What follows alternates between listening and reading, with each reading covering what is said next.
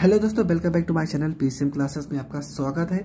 दोस्तों आज का जो आपका टॉपिक होगा वो होगा विभव मापी की सहायता से दो सेलों के विद्युत वाहक बलों की तुलना करना।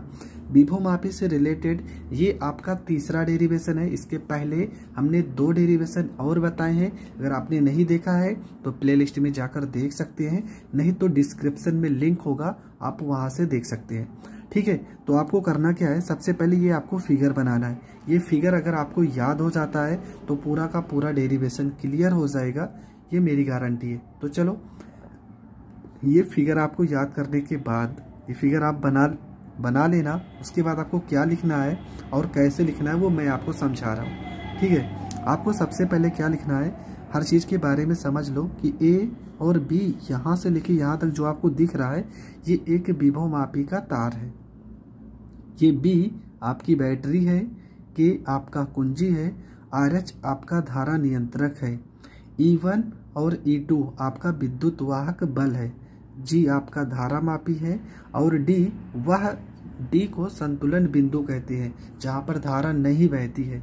ठीक है, आपको रचना में क्या लिखना है कि माना A B एक विभव मापी का तार है। जैसे जैसे मैं बोल रहा हूँ पहले आप समझ लीजिए, फिर लिखना कैसे मैंने लिखा है आप समझ लीजिएगा। पहले आप समझिए तो करना क्या है। माना A B एक विभव मापी का तार है, ठीक है, जिसके साथ बैटरी B कुंजी के धारा नियंत्रक RH को जुड़ा है, इसे प्राथमिक परिपथ कहते हैं। क्या लिखना है कि माना AB एक विभव मापी का तार है जिसके साथ बैटरी B कुंजी के धारा नियंत्रक RH जुड़ा है, इसे प्राथमिक परिपथ कहते हैं। यहाँ तक आपको लिखना है। उसके बाद आपको लिखना है कि E1 और E2 वह सेल है जिसका हमें विद्युत वाहक बलों की तुलना करना है। क्या लिखना है आपको कि E1 E2 वह सेल है जिसके हमें विद्युत वाहक बलों की तुलना करना है।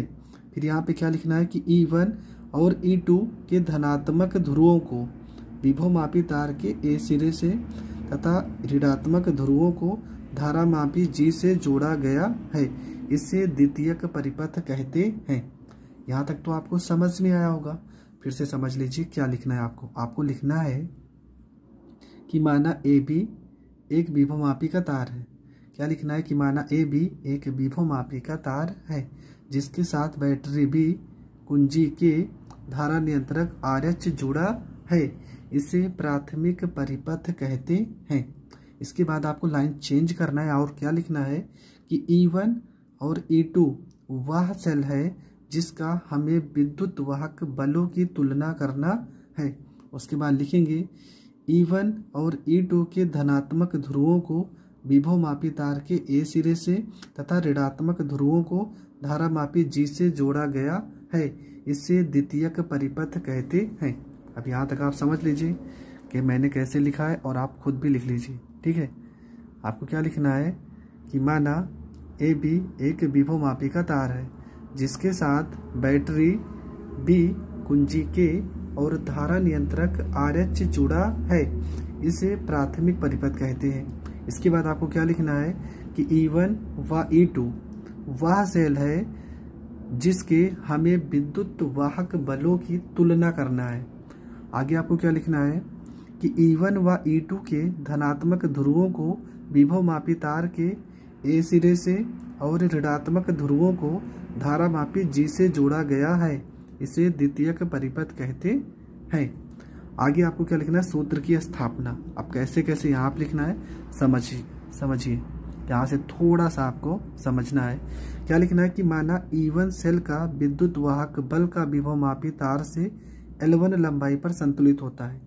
अगर हम E1 की बात करें तो इससे जो विभव मापी तार की L1 लंबाई पर क्या हो रहा है, संतुलित हो रहा है। संतुलित होने का मतलब जहाँ पर धारा नहीं बह रही है। तो विभव मापी के सिद्धांत का फार्मूला क्या हो जाएगा, E बराबर में K इंटू L1, क्योंकि यहाँ पे L1 माना है तो यहाँ पे L1 हो जाएगा। इसी प्रकार आपको क्या लिखना है, इसी प्रकार सेल E2 का विद्युत वाहक बल विभव मापी तार से L2 लंबाई पर संतुलित होता है तो विभव मापी के सिद्धांत से। तो ये क्या हो जाएगा आपका E2 है, तो यहाँ पर E2 बराबर K L2 हो जाएगा और ये हो जाएगा आपका समीकरण फर्स्ट। इसके बाद क्या करेंगे, समीकरण फर्स्ट में सेकंड से करेंगे भाग, तो यहाँ पर k से ये k कट जाएगा, आपका मान आ जाएगा E1 बटे में E2 बराबर L1 बटे में L2। ठीक है, यहाँ तक अगर आपको समझ में आ गया होगा तो आगे समझ लीजिए। चलो फिर से एक बार आपको समझा दे रहे।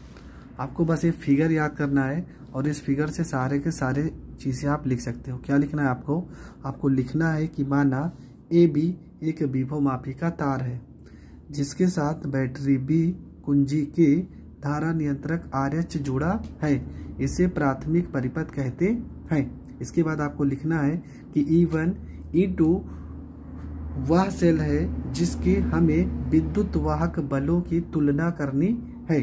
इसके बाद लिखना है कि E1 और E2 के धनात्मक ध्रुवों को विभवमापी तार के A सिरे से तथा ऋणात्मक ध्रुवों को धारामापी G से जोड़ा गया है, इसे द्वितीयक परिपथ कहते हैं। उसके बाद आप हेडिंग डालोगे सूत्र की स्थापना, और आपको क्या लिखना है कि माना E1 सेल का विद्युत वाहक बल का विभवमापी तार से L1 लंबाई पर संतुलित होता है। ठीक है, मान लेते कितनी लंबाई पर, L1 लंबाई पर संतुलित होता है। तो विभवमापी के सिद्धांत का फार्मूला क्या हो जाएगा, E बराबर में K L1, तो यहाँ पर E1 बराबर K L1 हो जाएगा। और सेम फिर आपको यही चीज़ लिखना है, ठीक है, कि जब E1 सेल होगा तो यहाँ पर E1 बराबर में K इंटू L1 हो जाएगा। और सेम यही पूरा यहाँ पे आपको लिख देना है, E1 की जगह पे E2 कर देना है और L1 की जगह पे L2, और ये आपका समीकरण सेकंड आ जाएगा E2 बराबर में K इंटू L2, E2 बराबर K इंटू L2, ये हो जाएगा आपका समीकरण सेकंड।